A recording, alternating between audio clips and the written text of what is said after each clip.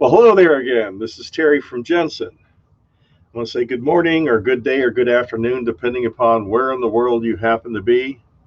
And welcome to our broadcast. Thanks for coming back again. We really appreciate your patronage. So today's topic will be quickly matching the Vita Classic, or in my case, the Lumen Shade Guide with MiYO. And I think this ought to be good. And these are a little bit to the point. So let's get started.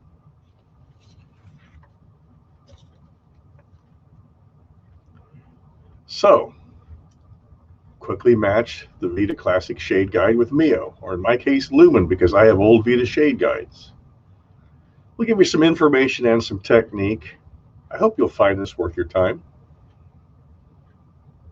So we have the Classic or Lumen Shade Guide right here, and we have the four types: the reddish brown A range, which I call orange, the reddish yellow, which I call yellow for the B range, and the C range is yellow gray, or they say the gray shades. They're saying for the D's reddish gray, and I call them brown gray. But it doesn't matter, A through D. And MiYO has a color dedicated to each group. So here's a simple shade guide of MiYO colors on unshaded zirconia tabs that I did. And we'll use this. Some of the colors will be blown up, so they'll be a little bit out of focus, but you'll get it.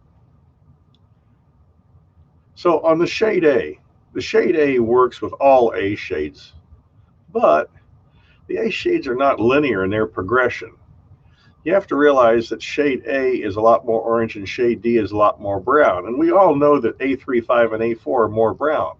So we're going to use shade A for A1 through 3 because they're linear. And because the A35 is a little more brown, we use 60% A, 40% D, whereas the A4 is much more brown, so we use 75 D and 25 of the A. So all the A shade combinations on one of my chips of unshaded zirconia. So for the A1 shade, we'll use shade A straight out of the jar. And for the A2, it'll be a little bit less dilute, so you see a little bit more chroma. And the same thing for the A3, because A1 through A3 are linear. But when we get to A4, remember the recipe we had here, that rather the A35, we have 60% shade A and 40% D, because it's a little more brown. And since the A4 is much more brown, 75% shade D and 25% shade A. The B range is a lot easier. B shades are linear in progression, so no mixing.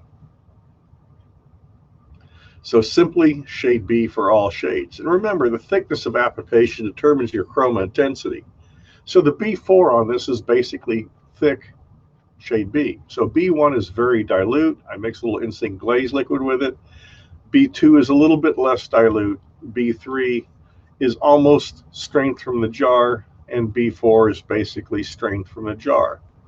Linearity in the shade guide makes them a lot easier to apply and use. But we didn't make the shade guide, did we? We just have to match it. So C shades are linear in progression, just like the B shades.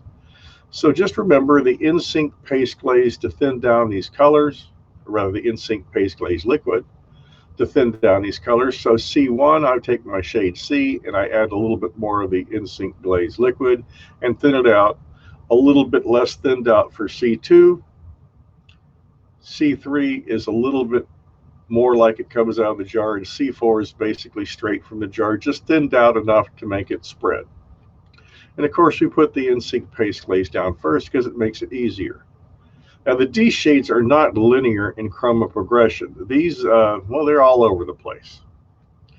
Okay, and you think of shade D, D shades, but all the D shade combinations on this unshaded zirconia, D2, I'm using shade C and sage 1-to-1. For the D3, I'm using shade D for 60% and 40% sage. And the D4 is basically a D2, equal parts shade C and sage with just a little bit of slate to gray it out to make it look more like a D4. So you'll see the shades going around here right now. So look at the sage. It's a lot like a shade C, except it's a little bit less gray, and the slate in the upper right is a true gray color. Not black, but a gray. So again, D2 equal parts shade C and sage. You see how close it is? In the D3, 60% of the D, but 40% sage to tone it down. And of course, the D4 is like the D2 in that it's equal parts sage and C with just a little bit of gray added to it. So you can match the shade guide on a white background, okay? So now what? Okay, we're not always working on a white background. So real life adjustments on existing shades, we're going to alter the hue, the value, and the chroma. Okay, for hue, all right, that's the different shades. If you have to go from one hue to another, you better have a copy of the color wheel or else memorize it, and I'd say have a copy. Understanding metamerism and utilizing secondary colors to eliminate it. And by the way, you can Google this wheel. So if you have too much red, the primary color on the top, you have to go down the bottom and add some green to get rid of the red before you can add your third color. Because just like blue and yellow make green, if you just add colors on top of other colors, you're going to get colors you don't want. And some techs prefer the color wheel to help predict colors. Rotating the wheels, there's sliding wheels on top of each other, helps visualize the color combination in those little windows. So you can add red and green and see what color you'll get. Excuse me, things like that. And also with the value, you now have the ability to raise value while still maintaining translucency. And the Lumen Plus is about 50% more white, allowing for a major raising of value or chroma diffusion. You can see that the color swaps on a black background beneath it. So that's snow in between. We have a color called snow, and it's a really opaque white. It's probably whiter than most stains that are available. And it just shows you how translucent those colors are. So let's convert an A3 into an A2. Let's say you get something from the sintering room and it's got too much chroma.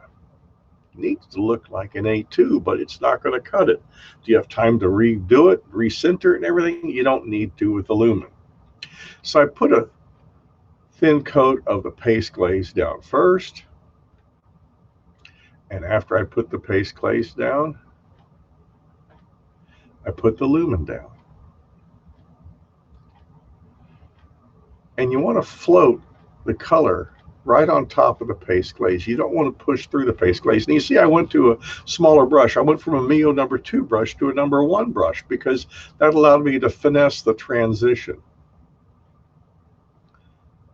It's a real nice tool for adjusting your value of chroma intensity. So you see that A3 is very, very close to that A2. Well, maybe not perfect, 100 points out of 100 points, it's close. So now an A3 to an A2 is easy. Now let's take an A35 to an A2. Again, the in-sync paste glaze, it allows you to see what it's going to look like before. It also allows you to put very dilute colors on and float them very gently, and everything glazes to a nice finish in one application in one shot. I've thinned down my Lumen Plus very gently, and I lightly glide it on the surface. Remember, parallel application, very gentle touch, and let it float, just like stratification. Let it float right on the surface and gently pull it down. And if you have little areas that might be a little more intense than other, switch to a smaller brush from like your MiYO 2 to your MiYO number 1, or like a 00 down to a 50. And there's a smaller brush there, the MiYO 1, and I can just lightly vibrate it and just take that material over the surface and fade it or gradiate it as I go from the cervical, where the color's more intense, down to the incisal, where we just want a hint of value change. So remember, this is diffusing the base color, and it's also slightly raising the value. Very, very useful in what we have to accomplish in labs nowadays. And especially since everybody wants to be young and have beautiful light teeth. So let's talk about chroma. So let's transform an A2 into an A35. Now remember the recipe we had before. A35 was 60% shade A and 40% shade D. So I've mixed them up on a slab off camera. And again, I'm putting the in-sync paste glaze down first. Now, I fought this for a while until I learned how to do it. And I got to tell you, once you learn how to do it, it makes your life one heck of a lot easier. And it's simply just putting it on not too thick. And then I take my mixture and I have it thinned down maybe 5% with a little bit of in-sync glaze liquid. And I'm using my brush to just float it, to lightly glide it over the surface of the in-sync paste glaze. Now, because an A35 is a little lower value, I'm using a little smoke, which is a violet gray, in the incisal area, and I'm using a smaller brush so I can be very delicate about how I apply it. So right there on the left, that's just straight A2. So look at the difference. That was an A2 and now it's an A3-5.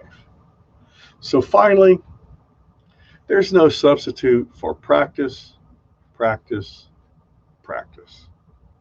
And the learning curve is fast. If you can stain, you can learn to do MiYO. It just requires a lighter touch. For further technical help, call Jensen Technical Support, 1-800-528-5531. And this has been Terry with Jensen. If you still have questions, like I said, 800-528-5531. Make sure to follow Jensen Dental on Facebook and Instagram so you can be updated every time we go live. You can also visit jensendental.com MiYO to learn more about MiYO. Thanks for watching today, and please click the follow button. This has been Terry from Jensen. I appreciate your time. Come back and see us.